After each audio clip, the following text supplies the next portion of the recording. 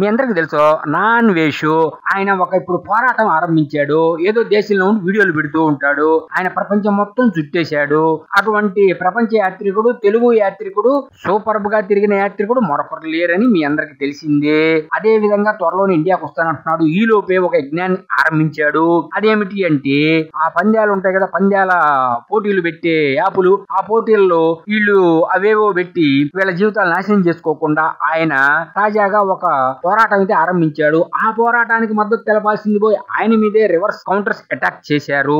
అయితే గుర్తు పెట్టుకోవాలి, ఇక్కడ ఓన్లీ అన్వేష్ మీద పోరాటం చేయటమేనా, లేకపోతే సమాజం కోసం వీళ్ళు చేసేది ఏమైనా ఉందే? అతను చేస్తుంది సమాజం కోసం. మీకు తెలుసు ఎంతో మంది జీవితాలు నాశనం అయిపోతున్నాయి వాటిలో డబ్బులు పెట్టి. కాబట్టి చాలా మంది తమ జీవితాన్ని సాధించుకుంటున్నారు. అటువంటి రోజు మనం చూస్తూనే ఉన్నాం.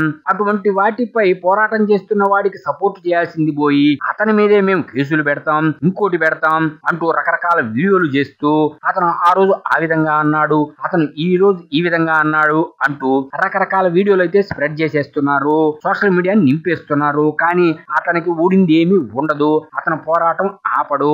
ఇప్పటికే ఇండియా వ్యాప్తంగా గజగజ వణికిపోతున్నారు. చాలా మందిపై కేసులు కూడా పెడుతున్నారు.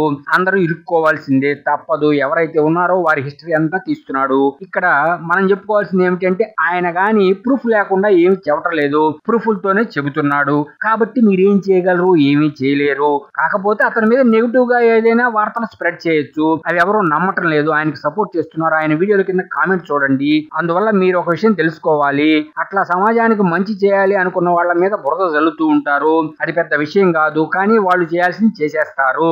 చాలా మంది చెబుతున్నారు ఆయనకి డబ్బులు వస్తున్నాయి ఈ వీడియోల వల్ల, వాటిని పంచడా అంటే అది వేరే విషయం. కాకపోతే ప్రభుత్వాలు అలర్ట్ అయిపోయినాయి. అటు తెలంగాణ, ఇటు ఆంధ్రప్రదేశ్ రెండు రాష్ట్రాల ముఖ్యమంత్రులు కఠిన చర్యలు తీసుకుంటున్నారు. అటు కొత్త టెక్నాలజీని ప్రవేశపెట్టి ఎవరైనా సరే అటువంటి వాటిని కానీ డౌన్లోడ్ చేసుకుంటే వాటిని ఆదిలోనే తొక్కేస్తున్నారు, బ్లాక్ చేయబోతున్నారు. అందువల్ల అతని పోరాటానికి మనం మద్దతు తెలపాలి, కానీ అతని మీద బురద జల్లాలి అనుకుంటే ఆ బురద మన మీదే పడుతుందని ఆలోచించుకోండి. మంచి పని చేసే వాళ్ళ మీద బురద జల్లే వాళ్ళు ఉంటారు. కాబట్టి ఆలోచించుకోండి. సమాజానికి మంచి కావాలా, మీరు చెప్పే చెడు కావాలా, ఆలోచించుకోండి. ఏదేమైనా సరే ఆ ప్రపంచ యాత్రికుడు అన్వేష్ కి ఊడేదేమీ లేదు. ఇది మాత్రం వాస్తవం, గుర్తు పెట్టుకోవాలి. కాబట్టి మీ యొక్క బురద జల్లుడు కార్యక్రమాన్ని ఆపి మీ మీద పడ్డ బురదను కడుక్కోండి. సమాజానికి ఏదైనా మంచి చేయండి.